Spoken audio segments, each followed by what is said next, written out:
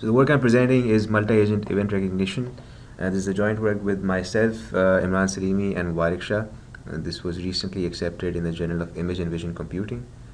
So the problem, very briefly, is that we want to analyze and classify multi-agent activity, and these activities could be in sports, such as in American football, or they could be in surveillance scenarios, such as in airports. So the particular types of multi-agent activities are ones in which there is structure to the motion that is going on, and the particular data set that we've used in this work is that of American football plays. So to just give an overview of the nature of the problem, an example would be, suppose we have one kind of football play and another example of football play. These two have very large differences in the spatial locations at which the activities are taking place. They have differences in how the sub-activities within this activities are taking place, and also the orientation.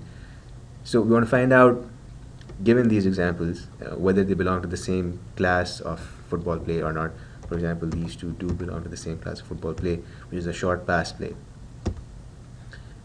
So how do we represent the motion that is taking place in this activity? We choose not to do tracking because tracking is very difficult in these scenarios, especially in sports scenarios.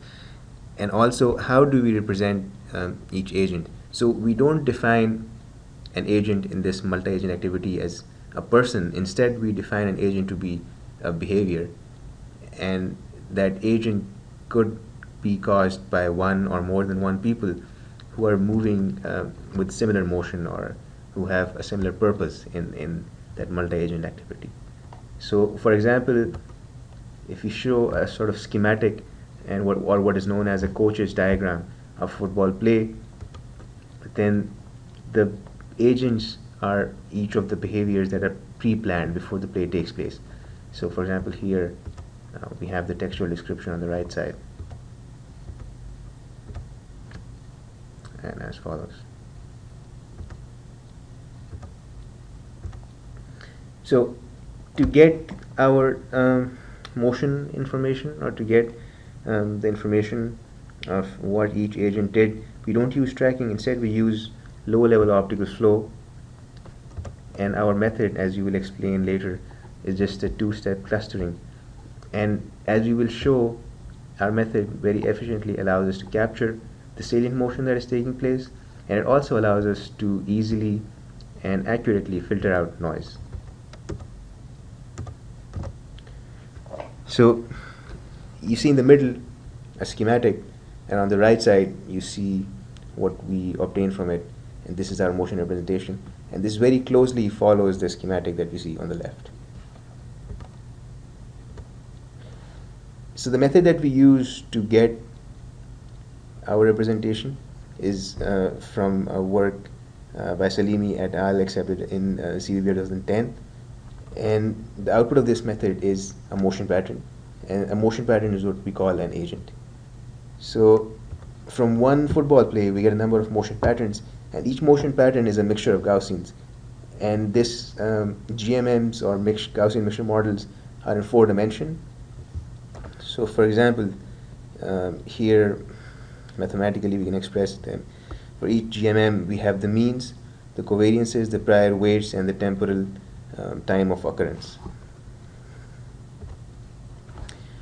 So to show visually the pre-processing steps, we have optical flow from a video of a football play. We cluster this optical flow and we get clusters in 4D. So each of these ellipses is clustered in 4D.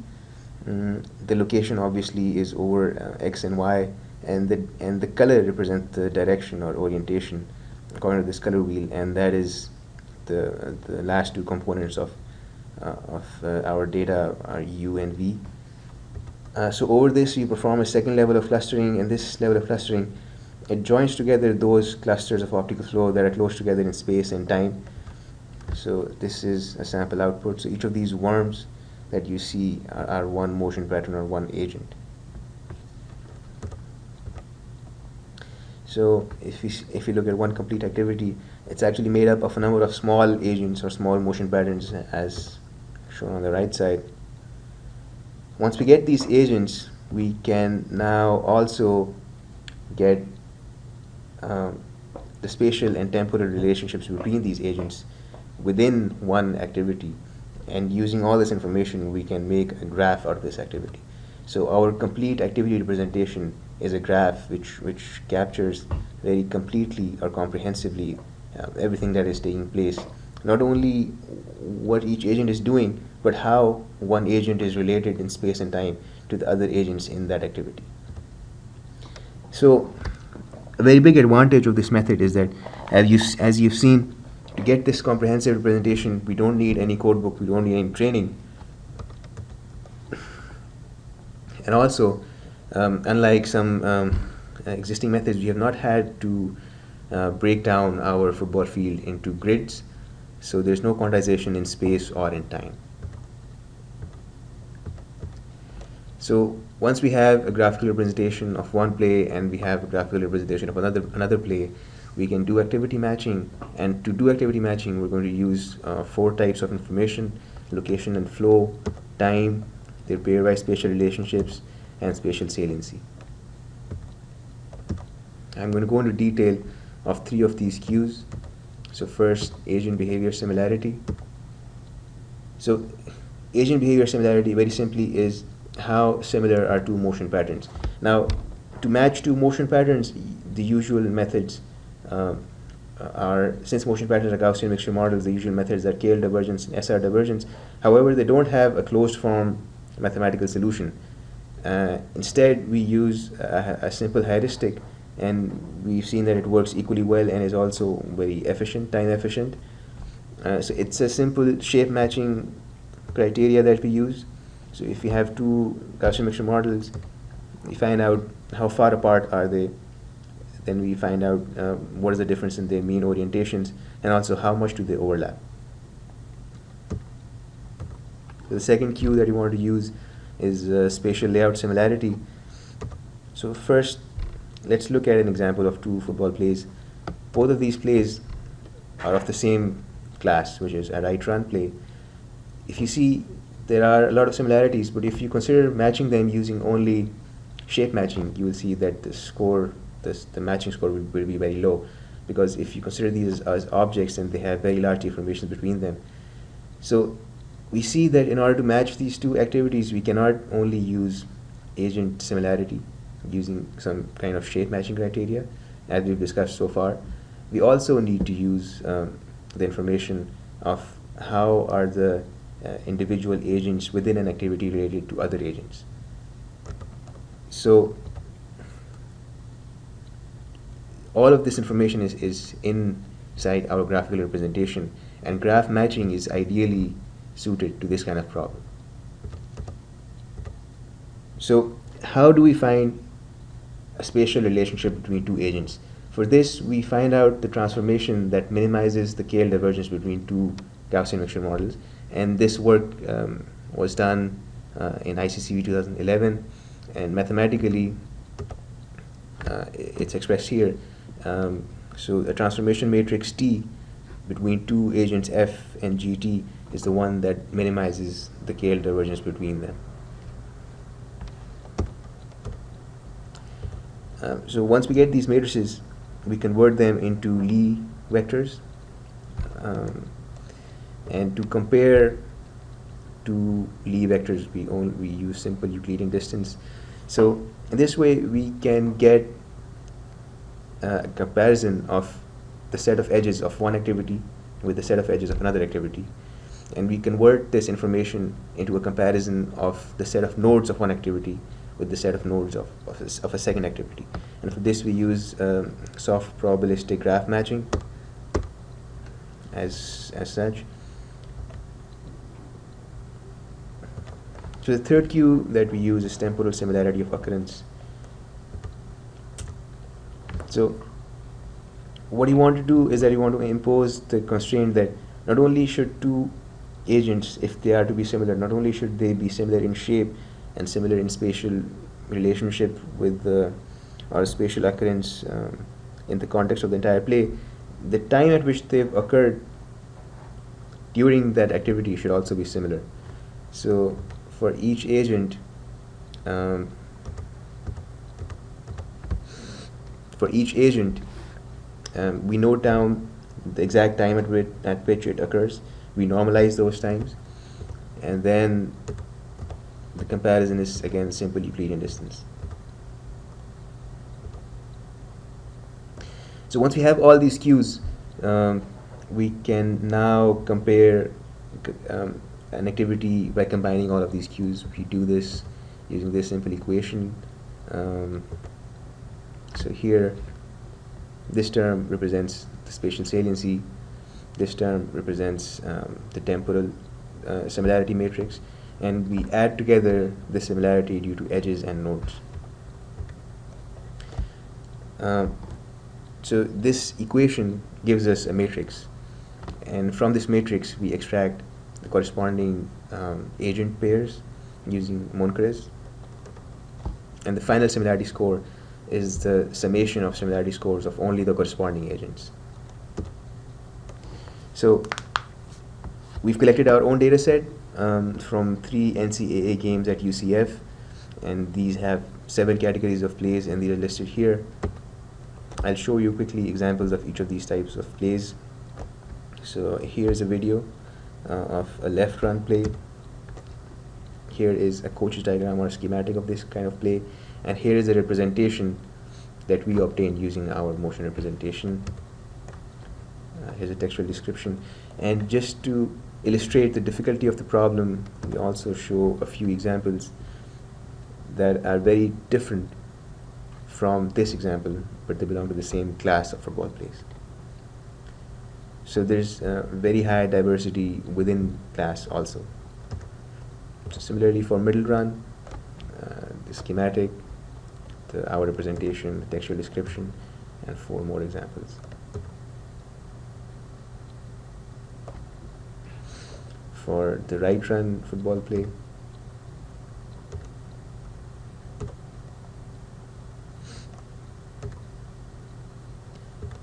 for left pass, again textual description and 4 more examples, and so on. So there's a short pass and rollout pass and long pass. So the total number of football plays that we have in the dataset is 80. The average length of the football plays is 170 frames with some variance in the duration of the plays. And the number of motion patterns that we obtained by class is shown here. And as you can see, there's some diversity in the number of motion patterns that we obtain. And usually the running plays have a larger number of motion patterns because they go on for a longer period of time. So classification performance, we evaluated what is the classification performance if we use only a subset of the cues that we've mentioned. So if we only use agent behavior, similarity, and their spatial relationships, in other words, the edges and nodes of the graphs, we get 32%. If we use the nodes and the temporal similarity, we get 41%.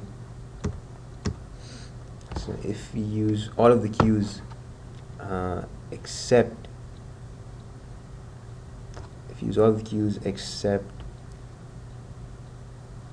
spatial similarity or spatial layout similarity, we get almost 71%, and using all of the cues we get about 72%.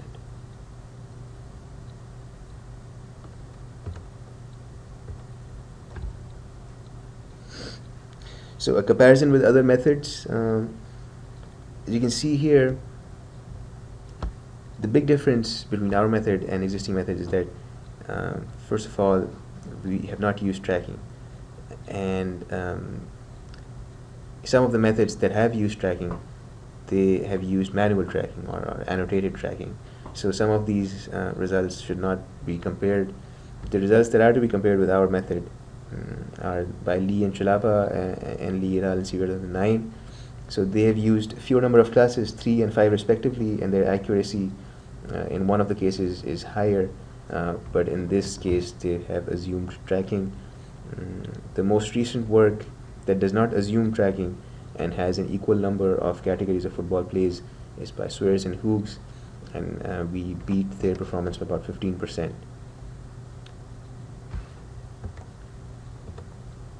So in summary, to compare two activities, we've exploited not only the behavior of each agent, but we've also exploited the relationship of these agents with one another in space and time.